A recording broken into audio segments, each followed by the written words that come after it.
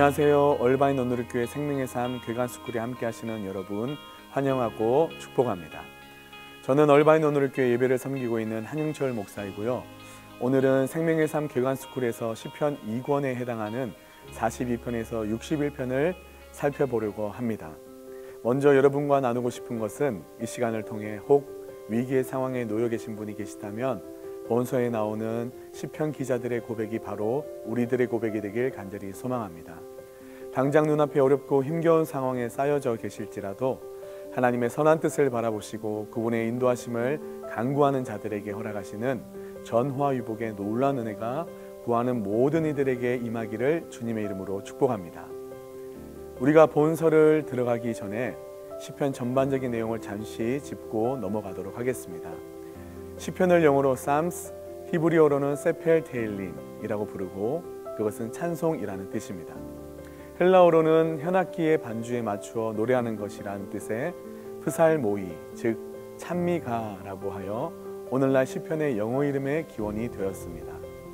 시편 저자는 다윗의 시가 가장 많은 73편, 아삽의 시가 12편, 레위의 후손인 고라 자손의 시가 10편, 헤만이 1편, 에단이 1편, 솔로몬이 2편, 모세의 시가 1편, 그리고 익명의 작가 미상의 시가 50편입니다. 시편은 총 5권으로 나누어져 있는데 1권은 1에서 41편, 2권은 42에서 72편, 3권은 73에서 89편, 4권은 90에서 106편, 5권은 107에서 150편으로 구성됩니다. 이번 본서 개관은 42에서 61편인 2권을 함께 나누고자 합니다. 각 권의 마지막 시편은 각 권 전체의 내용을 대표하면서 다음 권으로 이어주는 봉합 시편의 역할을 합니다. 그래서 1권의 마지막인 41편과 2권의 72편, 3권의 89편, 4권의 106편을 잘 참고하셔서 읽으시면 전체 맥락과 그림을 이해하시는 데 큰 도움이 되실 겁니다. 특히 시편은 대부분 표제어가 있어서 누구에 의해 쓰여졌고 당시 배경과 상황에 대한 이해를 돕고 있는 특징이 있기도 하지요. 1권의 대부분이 다윗의 시편이었다면 2권에서는 다윗의 시와 함께 다른 이들의 시편으로 구성이 됩니다. 그 가운데 42편에서 49편은 고라 자손의 시편에 해당하여 2권을 다윗과 고라의 시라고도 이야기를 합니다. 여기에서 고라 자손은 레위 족속의 후손이자 하나님의 성전 문지기였습니다. 그래서 이들의 시를 보면 성전을 참 사랑했던 것을 알 수 있습니다. 성전에서 드려지는 하나님과의 관계를 무엇보다 중요시했기 때문이죠. 50편은 아삽의 시입니다. 하나님이 바라시는 참된 예배와 감사의 제사를 드리라 라는 내용으로 제사의 참 의미를 강조하고 있습니다. 주일 예배와 삶의 현장에 다가오는 이질적인 문제와 영역들, 그 가운데 삶으로 드리는 예배, 즉 삶의 실질적인 열매로 맺어져가는 예배에 대해 언급을 하고 있습니다. 51편에서 61편까지는 다윗의 모음집 시편입니다. 51편은 마음으로 드리는 예배에 대해 언급하며 밧세바 사건 이후에 죄를 범하였을 때 나단 선지자를 통해 그 무너진 예배를 참회의 기도로 다시금 회복을 소망하는 말씀을 통해 우리에게 가장 필요한 것이 무엇인지를 정확히 나타내주고 있습니다. 죄를 통한 어려움 속에서 우리가 가져야 할 태도는 먼저 죄를 인정하고 주님 앞에 회개와 자복함으로 나아가야 한다는 것이죠. 60에서 61편은 전쟁에서 승리를 허락하신 하나님을 바라보게 됩니다. 에돔과의 전쟁 그리고 암몬과의 전쟁을 배경으로 다윗이 이스라엘 백성들에게 전할 하나님의 교훈을 담고 있습니다. 내용을 정리해 보겠습니다. 첫 번째, 42편에서 50편을 통해 능력을 주시는 하나님을 바라봅니다. 인간에게는 목마름이란 갈증이 있죠. 이것은 육체적인 것뿐만이 아니라 영적인 것에도 동일합니다.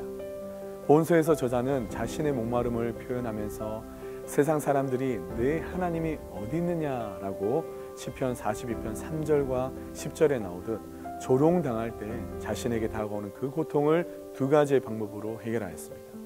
먼저는 하나님 앞에서의 진실된 삶이고 두 번째는 헌신적인 삶의 실천이 필요하다는 것입니다. 시인은 하나님을 찾기에 갈급했고 자신이 당한 어려움이나 괴로움으로 인해 좌절하거나 실망하지 않고 하나님을 찾는 모습을 보여주었습니다.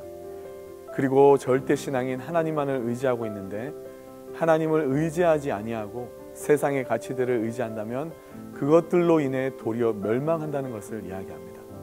영혼의 관심을 두고 계신 하나님 앞에서 우리의 삶이 이루어질 때에 목마름은 반드시 해결될 것입니다. 두 번째로 시편 51편에서 61편을 통해 단절된 하나님과의 관계 회복의 중요성을 바라봅니다. 아담이 지은 최초의 죄악으로 인해 생긴 하나님과의 단절된 생활은 오늘날까지 이어져 가고 있죠. 인간이 이 세상을 살아가면서 짓는 모든 죄는 하나님과의 관계를 파괴하고 있음을 알 수 있습니다. 결국 하나님과의 관계성 파괴는 인간 자체의 파멸을 가져오게 됩니다. 왜냐하면 하나님께서는 생명의 근원이시기 때문입니다. 따라서 인간은 하나님과의 관계성 회복에 최선을 다해야 한다는 것을 잊지 말아야 합니다. 특히 위기에 처해 있는 성도라면 누구나 하나님께 의지하게 되지요. 하지만 때로는 간구하면서도 정말로 응답해 주실까라는 의구심을 가지게 되기도 합니다. 시편 기자는 모든 것을 여호와께 맡겨버릴 때 좌절과 방황은 종식되고 오늘도 우리들의 유일한 구원자이신 주님만 바라보는 삶을 살아갈 수 있다는 것입니다. 끝으로 42편에 나오는 목마른 사슴과 51편에 나오는 정결한 마음 주시옵소서, 이 두 찬양을 여러분에게 소개하며 마무리하고 싶습니다. 날마다 우리들의 입술에 주를 향한 찬양이 가득하며 진리의 말씀으로 우리들의 삶이 충만케 되길 바랍니다. 사랑하는 성도 여러분, 오늘도 우리 영혼의 목마름을 해결하시며 우리들의 모든 죄악을 용서하시며 온전케 하신 주님을 의지하여 나아가는 인생은 반드시 승리의 발걸음을 걸어가게 되는 줄 믿습니다. 그리스도의 담대한 증인으로 살아가시는 성도님들의 삶을 응원하며 주님의 이름으로 축복합니다.